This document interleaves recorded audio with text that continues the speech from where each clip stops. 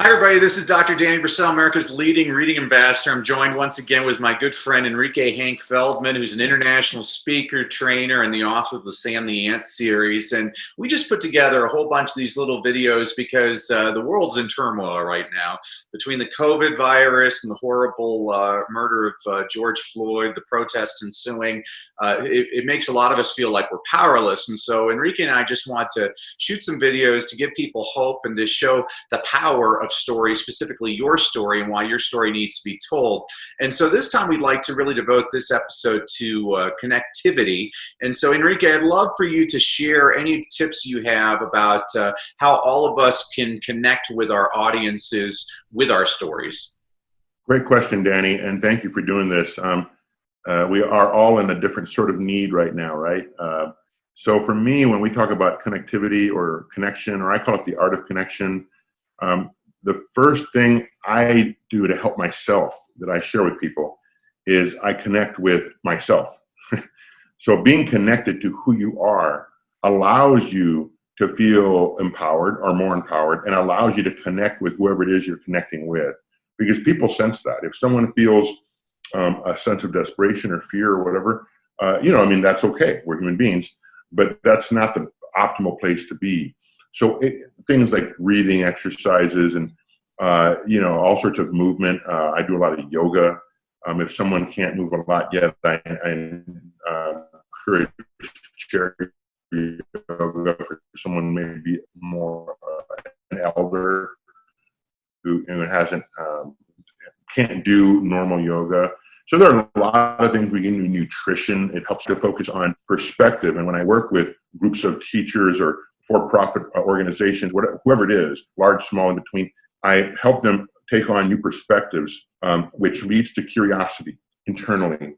And when we really light up that flame of curiosity authentically, then we can begin to build around us or bring into our lives new environments that are supportive of, and here's the key, transformative thought and action.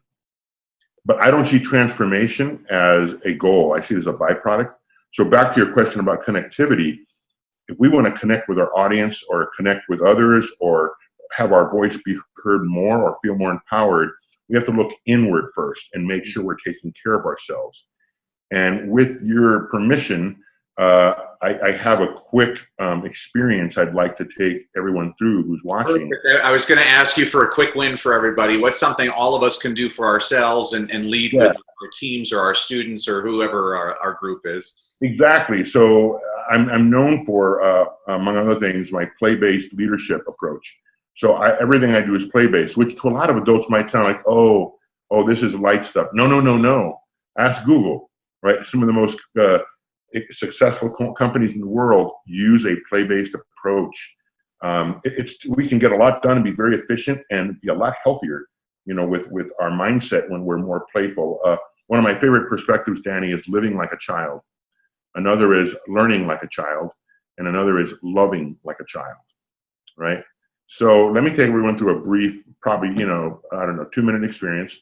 I'm the creator of a bunch of brain games called IBG, intellectual brainwave games. They're physical in nature, and I use them with adults, elders, young kids for everything from cognition, improved cognition, to improved learning, better decision-making, addressing depression, anxiety, PTSD, addressing memory care with elders.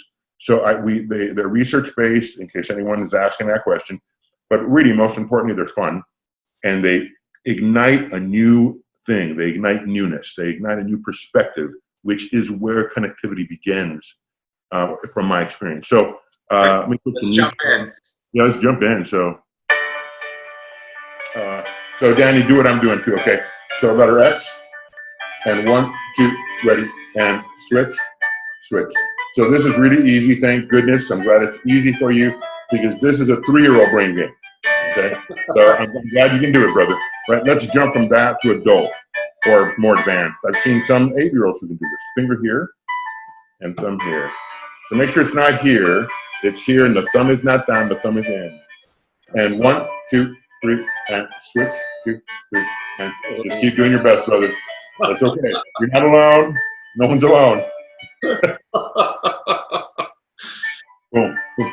So one more real quick. Let's do head and elbow, and 1, 2, 3, and switch, switch. Easy, easy. And I'm going to make a point here in a moment. Right now, the adult version, or harder version, ear, other ear.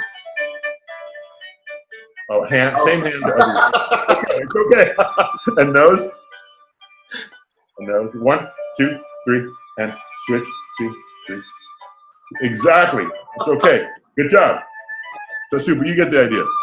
So there's like 320. You get the idea that I'm well below a 3-year-old. No. You are right in the pocket for most adults. Now, what does that mean? Here's why I use them. With early childhood educators, I use it because of we want to get kids around cognition experiences, right?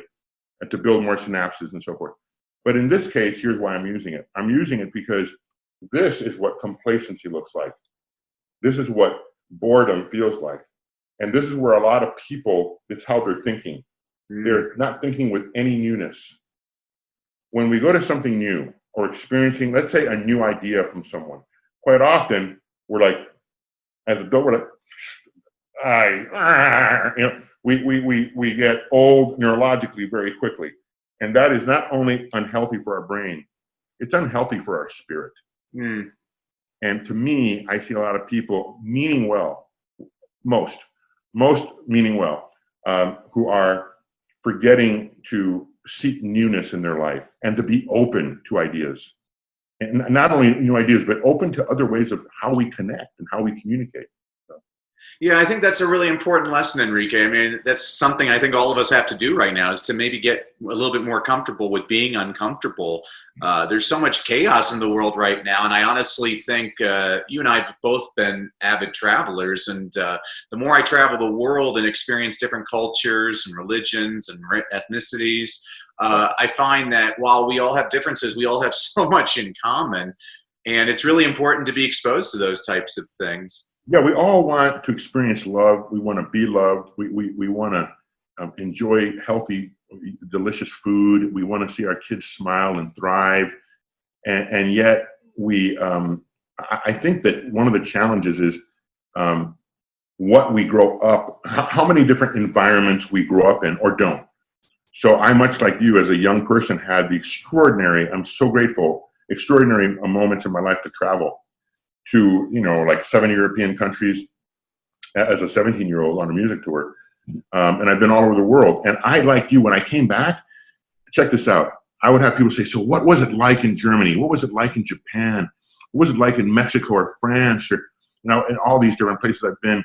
And I said, it was great, great food, fun people. Yeah, but it must have been really different. I said, well, there's some different architecture, just like but when they come here, they think our architecture is different and cool too. And they kept trying to get differences out of me. I said, there are differences, but I noticed way more similarities.